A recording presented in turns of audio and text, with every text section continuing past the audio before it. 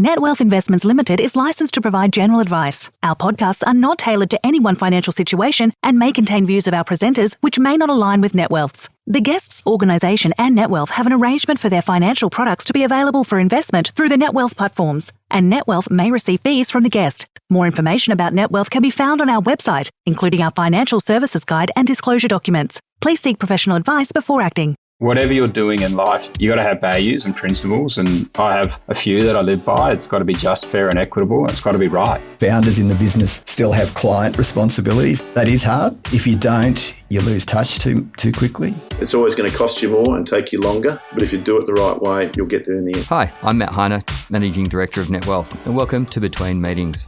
In this podcast series, I chat to industry professionals and thought leaders on what made their career successful and the opportunities and challenges they see on a wide range of topics as they relate to the delivery of advice and financial services. I hope you enjoy their unique insights. Nathan, welcome to the show. Thank you so much for having me. Really appreciate you finding the time I think we've got 10 days now till Christmas or close enough to. Busy time of year. It is, although for the first time in, I think, my entire career in financial services, I'm actually going to come in for a nice soft landing. So that's, I think the last week before Christmas, I'm not riding around like a maniac. I closed my calendar, I took a breather, and we're coming in nicely. I was going to say, was that a planned decision or it's just the way that it's happened? It is a part of my personal growth. Just trying to be more organised and do it for others. So that's where it's come from. Wonderful. Does that mean you've got more time to go and do Christmas shopping? I've already done my Christmas shopping. Wow. For all that I'm disorganised at, I hate Christmas shopping so much that I do it in October. Are you an online man? A little bit of both. A little bit of both. Yeah. Do a bit of online because you want to get in early enough that it actually arrives. And then obviously sometimes you just don't know and you're heading out to those shopping centres and avoiding the crowds. All right. We could chat about this for a while, no doubt, but conscious we are on a limited time schedule. So why don't we jump straight into it? Nathan, you'd be well known to a reasonable part of the financial services market now, but do you want to just give us a little bit of background on you, your personal growth, and how you ended up getting into advice? We'll start from the start. So I studied economics at university, and in the last year was working with two conveners. One was into bond trading and wanted to get me into investment banking, and the other one was the financial planning side. And so I lined up a scholarship to do investment banking, Fibonacci sequence in the Singapore Stock Exchange, blah, blah, blah, blah, blah. And I was like, this is exciting. It's paid, that could be fun. But I'm not an academic by any means. And I was chatting to, I suppose, that other convener, the mentor at the time, and he said, just do financial planning. It's your thing. All my mates are tradies. The concept of investment banking was a step further away. And so I ended up taking a job in a call center, selling financial planning over the phone, like many people in the industry started. But within 3 months, the NAB actually took a shot at me. And I was a wildcard hire. So I was an advisor at 21. So I was the youngest appointed advisor in the country, rose pretty quickly there. I was senior advisor in about 3.5 years, working out of the sort of Kew Baldwin area, and then started my own practice in March of 2015, which became Lime Financial Planning. Ran that for, December 1 last year. We merged into Tribeca Financial, where I've been working as a salaried planner for 12 months. And transitioning because it takes time. But yeah, so that was kind of my journey broadly. And then, from I'm kind of, what did I get described as the other day? Eccentric. Like when I was doing financial planning, I was also studying astronomy, just a postgrad because, why not? And I've always been very interested in climate, which is what drove me into astronomy in the first place. And yeah, so I started, I suppose, getting more and more interested in ethical investing, although at the time we had limited options. And about 2.5 years ago, I made the commitment to go almost all ethical. And by that, I mean, if someone was not interested at all but wanted to work with me, we could still work with them. But every client was having proper conversations, proper research, and delivering ethical investment solutions. And that it was very on brand, given lime and green and all that sort of stuff. But it really became a big part of my personal growth and my development, but also, what my interests were and my approach to financial planning.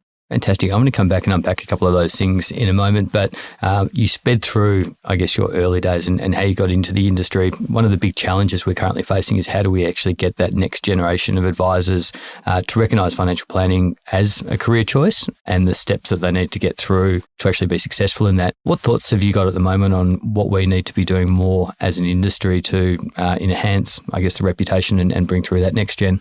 I think there's two parts to the next gen. So we've got our younger cohort, and these are the Gen Zs, the Zoomers.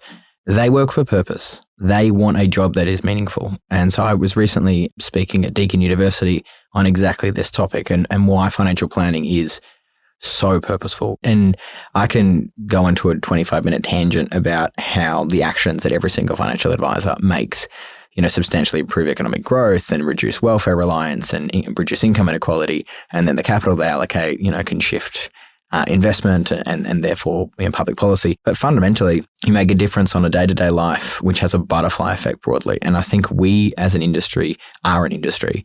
We were born out of product sales. And what we need to demonstrate is there's a good part of the industry that are professionals. And we deliver value to clients. We enhance their lives and we provide purpose. And once the Zoomers that want purpose, that want to do it in that financial setting, will find purpose in advice. And I think on the flip side, we also need to look at other industries. It's a big jump to get into financial advice, but great advisors have life experience. They don't have to be older to have life experience, but they have life experience because they need to be able to guide people through life. And there's a range of other occupations I think we could start, marketing our industry to say, hey, you want purpose, you want drive, you want to do something that helps people, but we also have these other benefits in autonomy, in impact.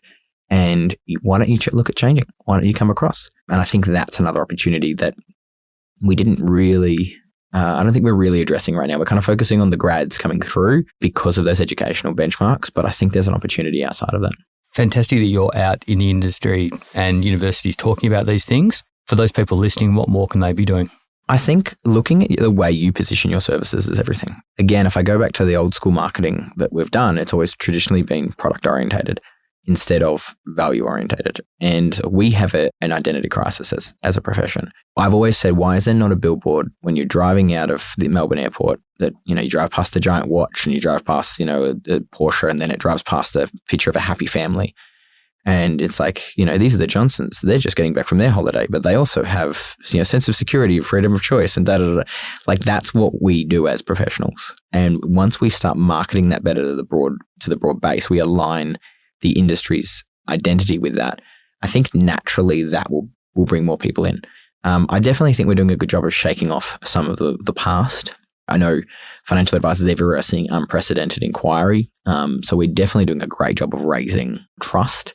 But we need to do a better job of displaying message, which is very hard to do because it's qualitative. It's hard to quantify a better life for someone in a message without coming across like a pharmaceutical ad in the US. Absolutely. Given the need to get in front of more people, the obvious participants in that are the institutions and platforms like ourselves. Are we the right people to be doing it, or do we need the industry associations to step in, or is it a government thing? We've got the FPA-AFA merger potential coming up. I would love the industry associations to lead the way on the marketing side of things, so a united brand. And then I think, one of the other issues that we have and that advisors are facing is from an institutions and product perspective, a lot of the time clients have to come through us. Now, if they're not on an ongoing service arrangement or a retainer of some description, historically they were serviced because, there was a commission being paid out. And so you kind of just serviced everyone and everyone paid for each other. We don't have that anymore. So if I work with someone and I put them in a net wealth account and they're not an ongoing client and they need to just transact, I think it's really important that the product providers can deal with their clients directly. They don't need an advisor. I think that's super important. We've seen that enormously with insurance matters. Just being able to change details or update information, you do some simple admin tasks. I think that's really where I'd love to see product providers actually deliver a direct-to-customer experience while working with advisors. And that would take some of that pressure off the advisors to allow them to do what they do best, which is servicing clients' values-based needs. I haven't actually heard anyone, I guess, position it in that way. So you're suggesting that the hybrid model driven almost from a B2C angle, but then with the ability for them to easily reach out for episodic advice. Absolutely. And I think, like I tell clients in the transition, I turned a number of fees off. So I had 70 clients and went down to 45 in my business transition. And I said to all of them, I'm still your advisor. But when you need something, we'll charge a fee. Now, if it's a 2-minute phone call, I'm not going to charge them. But if they just need to update their email address, there's a number of steps involved in that happening for a small business that could be very easily managed through a product perspective. And what that does is that sticks us with the client, not with the product. And the product becomes independent of the advisor. Because if I've got a client who comes in who doesn't want ongoing advice, but really needs an episodic piece of advice now, I'm also less inclined to use a product that they can't deal with. So I think if we sort of siloed those things out, I'm not saying product providers be giving advice, but they can do a number of things related to their product. And that takes that off the advisor, which delivers a better overall experience and also creates a better branding for the advice profession. Are you talking particularly about younger clients, or who do you put into that hybrid advice model? Oh, no, everyone. Like, the product shouldn't be restricted to be operated. Like, historically, advisors have operated as gatekeepers. Like, if you think back pre-apps, if you're a young person wanting to invest in something, you had to either go directly through shares before ETFs, or you went on some platform that was, it was too expensive. It didn't work. So we had this lost opportunity for an entire generation of people who could have built wealth through unitized managed investments. I think if we start looking at that now, if you can come to me and I can put you in the best product and you can self-serve to the point of updating information, doing a withdrawal, that kind of thing, I think that takes the need to go to an advisor and pay them $440 an hour to help you fill out forms. If you need help to do that, the value is not filling out the forms. The value is the hand-holding through the process and the taking away the pain of doing so. That's different. Same as Centrelink. You can go and self-serve through Centrelink, or you can go through an advisor and they can help you do it. That's fine. But the fact that you have to seek an advisor to do things with certain products makes things inherently conflicted, but it also makes it challenging for advisors, and it makes clients' experiences worse off. I think that's a great example, and it's one of those conversations I think advisors probably should start having with their clients and explaining that there is a lot that they can do themselves if they want. I'd love to know the stats of how many people actually go through the Centrelink process without an advisor, because it's complex and a lot of people are actually wanting to outsource that part of their life. Absolutely. And Centrelink is difficult. The putting in the forms is easy. The following up with all the problems and what's happening, what's gone wrong, and did I get the right advice from a FIS officer and all that can be really challenging. So, but also very time consuming for advisors. So it can be quite expensive. So there's a whole inequality issue there for those that need it the most. Can they afford it? We're going to cover this a little bit later in the podcast, but we might as well jump in now. The QAR, I know you've got some fairly strong views on it. How do you see that playing out? Look, I think the QAR feels to me like an excuse to do what we should have been doing already, and that's fine. It would include, by the looks of what's playing out now, some level of advice that product providers can give, playing on what we just talked about. But if you look at the core value of our legislation right now, I mean, outside of the fact that there's conflicting layers of things that, but if you take the law, not by the words, but by the intent, and then look at some of the words, there's no word for written statement of advice in the Corporations Act. It's just statement of advice. So we've ended up with, again, if you go historically, these documents that are 70 pages long that were born out of heavy bank assurance programs where they were getting people to sell product. And I think, that they don't align with the legislation. They don't align with the regulatory guides that were provided. The RGs that are out there that have 2-page SOAs, that have 12-page SOAs. They're so heavy in things. Ripoll in 2009 said, more disclosure does not equal more understanding and better consent. And yet they kept getting more complicated. Through every reform, we just laid more and more in, and it doesn't help the client. So if you take it back to brass tacks, and the FPA has been doing a lot of work with this, with their video SOA program, they took it back to the least amount of document that you could potentially do, but you probably wouldn't do because it's not a great client experience. And if you look at it like that, under the current legislation, under the current rules, we could deliver concise advice that is malleable in an appointment that, providing that you can demonstrate you've done the work behind the scenes, because the SOA is not the problem. The SOA is an advisor problem, not a client problem. You've done the work behind the scenes. You can demonstrate that and the client understands it. And the best way to do that is to film it.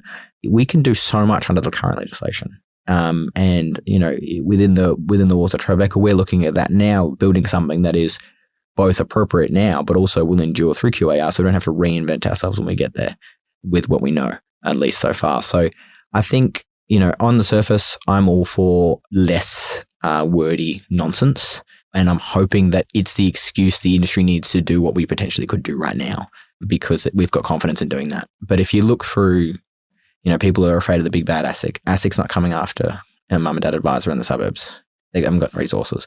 If you look through the AFCA complaints, more than half fall in favour of an advisor, and they're not, whether or not you've put in that generic text in the SOA. They're bad advice. So that's not the problems. And once we get away from that, I think as a profession, we can get more and more, we can remove the problem that is our problem. It's not a client's problem, which is this long documentation, and actually service clients better. You touched on the work that the FPA has done in regards to the video SOA, and I know it was a project that you were involved in. For those that haven't come across that concept, what does a video SOA look like? What does it include? How long is it? I think when people first think about it, they think, it's just a SOA in a PowerPoint presentation, which is not. And that's fundamentally, it goes back to the word written is not in the legislation. So straight away, if you remove the word written, you are making a statement. You are telling someone something. And so by definition, providing that you can show that it's best interest for them to make a product decision, remembering that statements of advice are all about product, and that you've done the research to show what alternatives are available, that their current product, or if you're recommending their current product is appropriate, it is either inappropriate or the features and benefits lost are outweighed by gained. All that kind of stuff. You could sit there with a client, Matt, you could walk in and see me and say, hey, I've got Super Fund A. I'd like to, I'd want to review my super. And we could sit there live, do the research together, and I could say, cool, go and invest in Super Fund B like this. And that's a statement of advice. The challenges that we have is we need to make sure nothing ever gets missed. And so the structure in itself comes back to what they call the agenda. And the agenda is a list of slides, because it's easy, and they're bookmarks on a video that have each section of your presentation that you can refer to. And providing that you've got your talking points on it, you do not miss each of those things, which are things we do anyway. And I would wonder how many advisors out there are going through page by page of a statement of advice with a client and having a good experience. You're basically just demonstrating that you've done the work, explaining what your recommendations are, why you recommend them, what the considerations are, what the alternatives were, what the fees involved were, and what do they lose or win. The same as the document, but you're just telling them about it. And you're using slides and other tools to, I suppose, demonstrate that value. What it opens us up for technology perspective is instead of everything feeding into this Word document that gets extracted and printed, technology can be used live with clients. That's the really powerful thing. So if you look at like Product Rex, which is like a wealth solver tool, they've built a format that it's a more of a client-friendly version. If you're looking at X tools, we've got some tables and things we can use. If you're looking at our stuff with Ethos, we've got a live reporting tool that you can click on things, and that makes technology fun. It makes it client-orientated. And it's not just about how do we merge this thing to a Word document and print it off. It becomes about how do we make something client-friendly that demonstrates what we're trying to explain and allows them to provide informed consent. So it's a very cool concept. It's within the current legislation. I think it's going to take a little bit of playing around for people to get what's right for them. And I don't think we're not going to be giving documents to clients. We'll still give summary pages, 1 or 2 page SOAs, tables with fees, that kind of stuff, sure. But I think this is a real step in the right direction. I've seen some of the early examples of, the prototypes, and it's a fantastic way to actually, inject some personality into the process. It can be entertaining, it can be serious. And as you say, a combination of talking head, could be whiteboard, and also doing screen grabs from the modelling tools that they're using. So it's a far more engaging experience for the client as well, and they can watch it when and where they want. Absolutely. And providing you stick to the agenda, it becomes divisible. It becomes client-focused. And fundamentally, that's what we want. What I find interesting is some advisors who have been crying out, we want better, smaller documents, also hold on to that SOA tight to their chest. Like, I don't want to get rid of it. And I think that's a little bit of Stockholm syndrome or something, but we'll get there in time. The concept's great. Have you actually seen anyone adopt it broadly across their practice, or is it still very much in pilot mode and something that people are playing around with for 1 or 2 clients? There's only a couple of people doing it right now, but there's a few people that are very close to what it looks like for them. So we're working through it at the moment at Tribeca around starting at the client first and working backwards, and that's what we're building out. I know James Wortley at Enlightened, he's been doing it for a long time, and he was sort of the poster boy for it initially. And I think in the next 12 months, we're going to see it explode, because the FPA are rolling around the country going through it with people. People are figuring out what it's going to be. There's going to be a bit of a teething period, hopefully a really good sharing of best practice, especially with the united associations. And I think with that, over the next 12 to 18 months, the early adopters will get on it.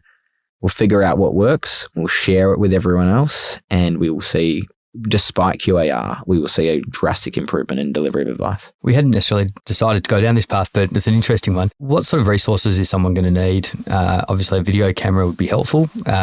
Something like a Vimeo, presumably to store and upload documents, or YouTube. What are some of the other key tools that you'd recommend? I mean, a good mic is crucial. There's some really cool stuff. There's one tool that is out in the States at the moment, which is like this camera that sits in the middle of your table, and it has a circular camera and a circular microphone, and it points to who's talking at the time, but everyone's always on screen. Because a massive part of this, which is also really powerful, is like you're not having to write file notes to say, oh yeah, Matt acknowledged what I'm saying right now because he's nodding, because we can see Matt nodding. So you're getting so much more communication through that medium, but a camera would be bare minimum. I think this might be some limitations for some people. Camera, sound, quality.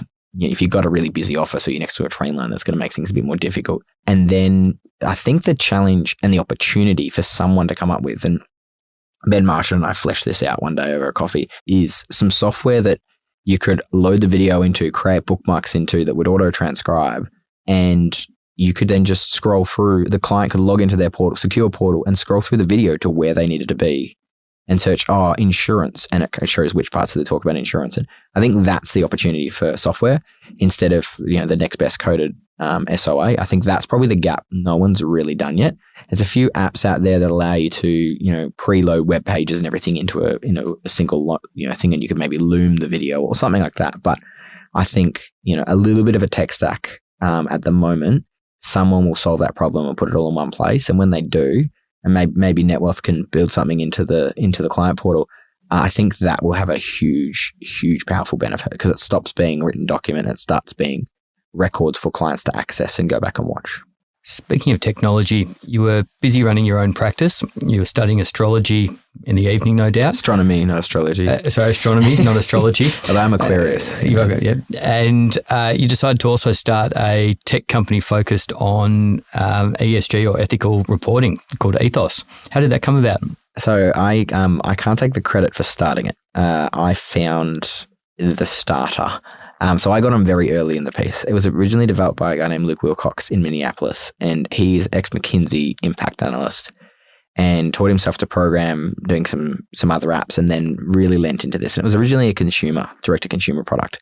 And it was about identifying companies that you could work for, and what they're doing that's great, as well as, who you bank with and where you buy stuff from and that kind of stuff. And he kind of identified that maybe financial advice could be a good market. And I got into about that point, being an advisor, being in this space already, and we came through and went, okay, how do we build this for advisors in mind? ESG done easy is kind of the concept. And that was from my experience, where a lot of advisors they want to do ethical investment, responsible investment advice, but they don't want to end up in a conversation where they're going, oh, is this ethical? Is that ethical? I don't really know. And the client says, oh, well, but blah, blah is not good because I read the other day that they did this. Or the advisors, then they're caught with their pants down and they want to be the expert in the room.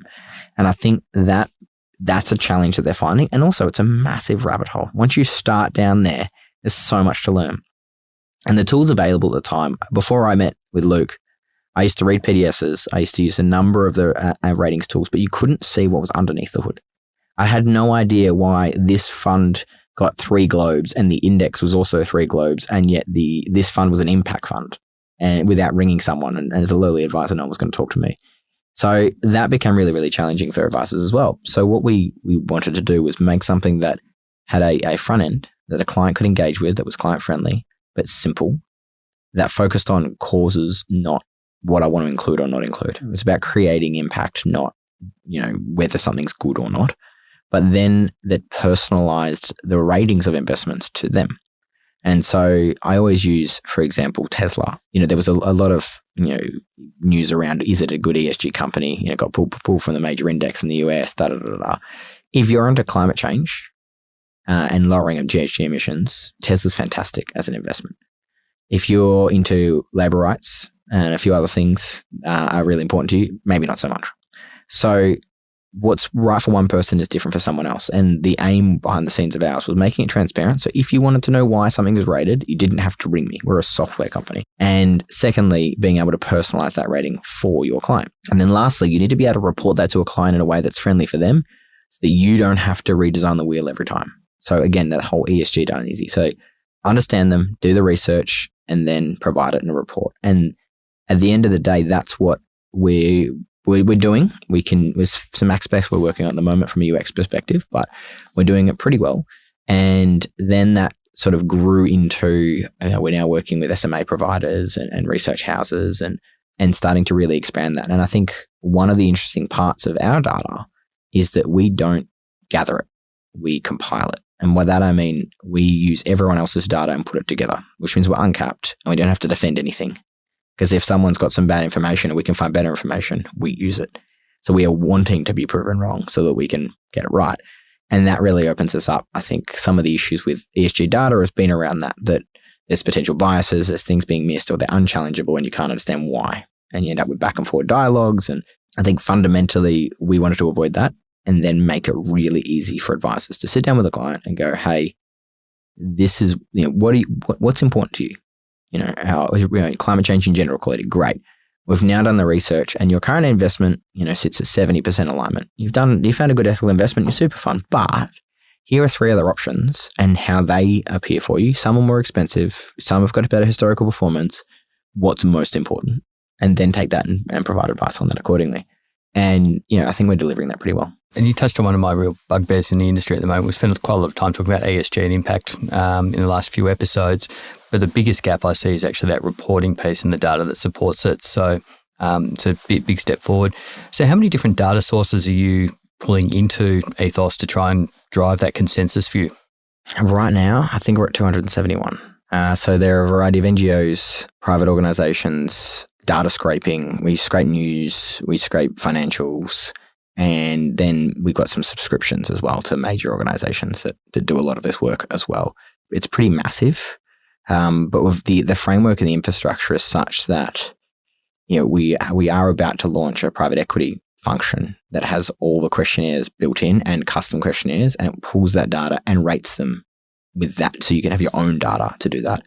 We're working with a fairly large fund manager soon around building their current data sets that they use already in with ours as a tool. So that the software itself is the key, because we can get data from everywhere and we can compile it and we can rate it and we can rank it and then apply different materialities, then apply client materialities. And I think that creates it stops limitation for us. We're not dependent on, firstly, a room full of 700 people that are brilliant at what they do but cost an absolute fortune. And secondly, we're not limited by our own intellectual property on our data. We can bring everyone in.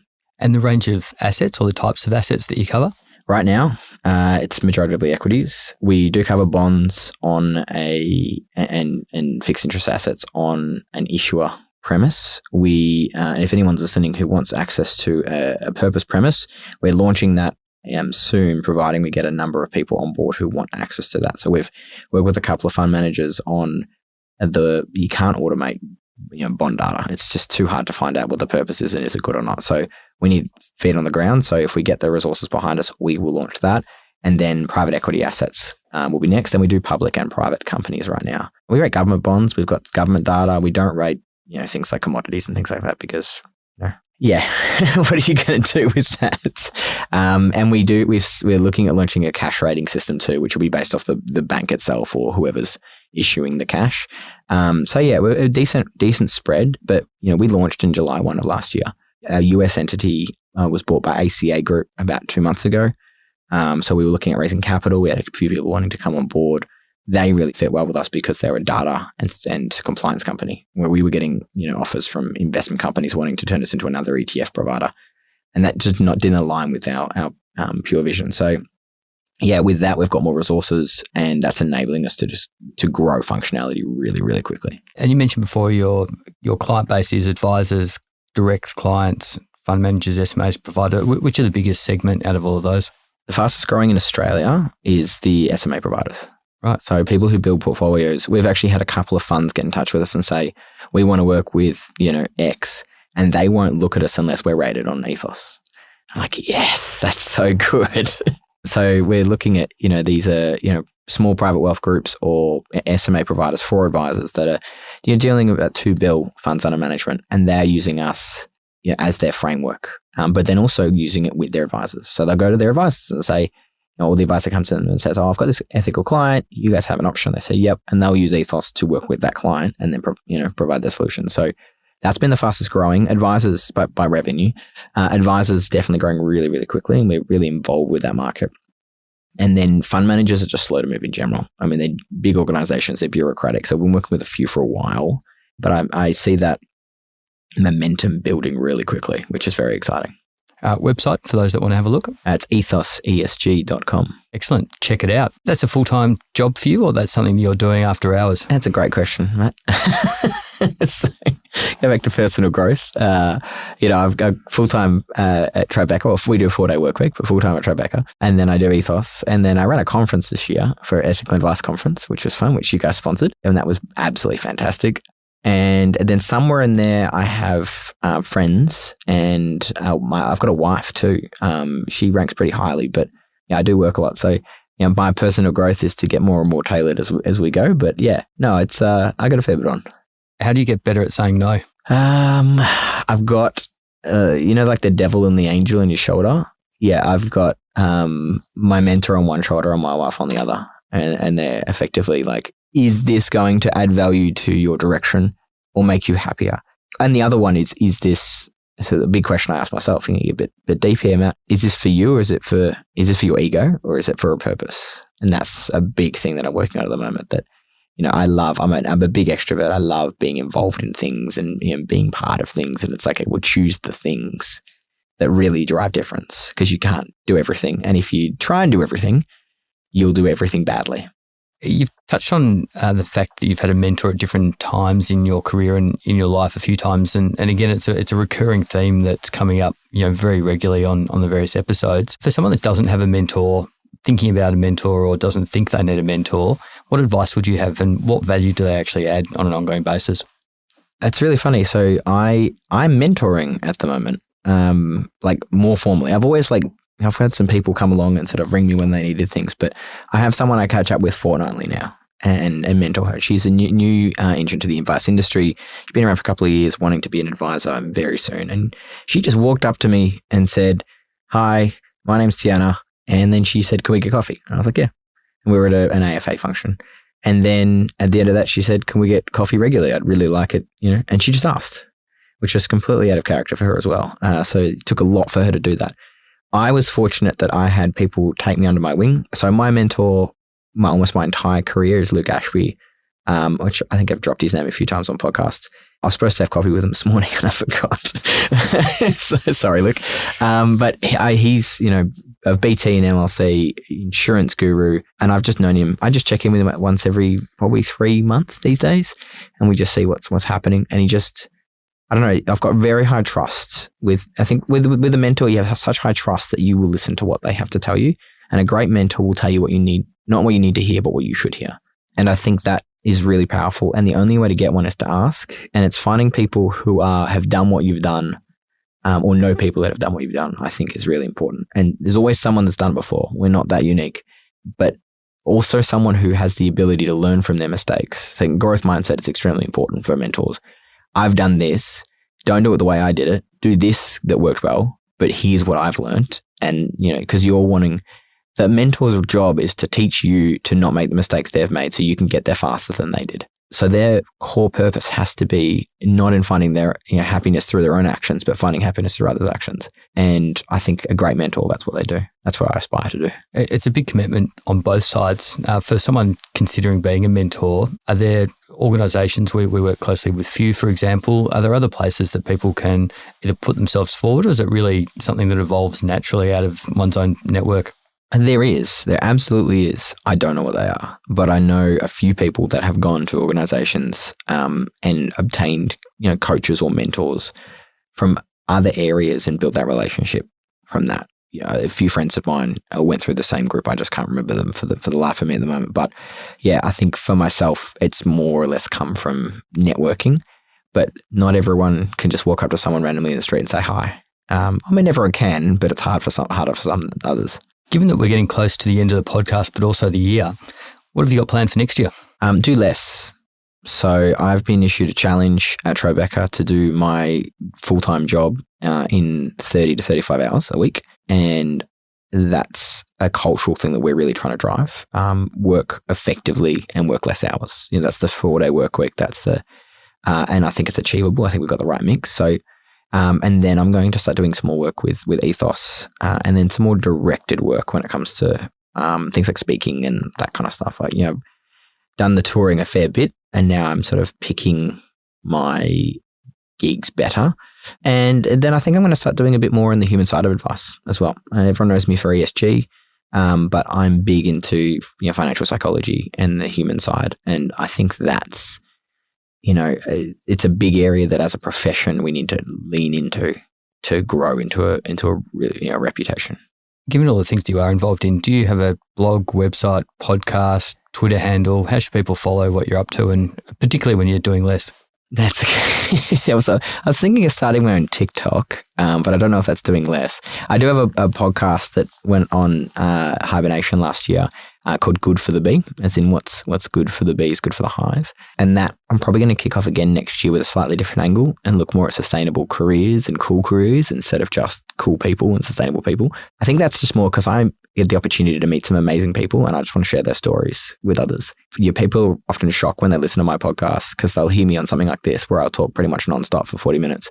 And I say very little on my own podcast, and I think there's an art to it. So yeah, the Good for the Bee, and there's some great episodes in there if you're into environmental and social issues particularly. And then LinkedIn is my main platform. I've mostly connect with people on there, and I always reply to messages. Anyone who reaches out to me, I will always make an effort, because if you've made that effort, you deserve the reply. Nathan, we've run out of time, but thanks so much for coming on the show. And as always, great chatting and good work on everything that you're doing. Thanks so much, man.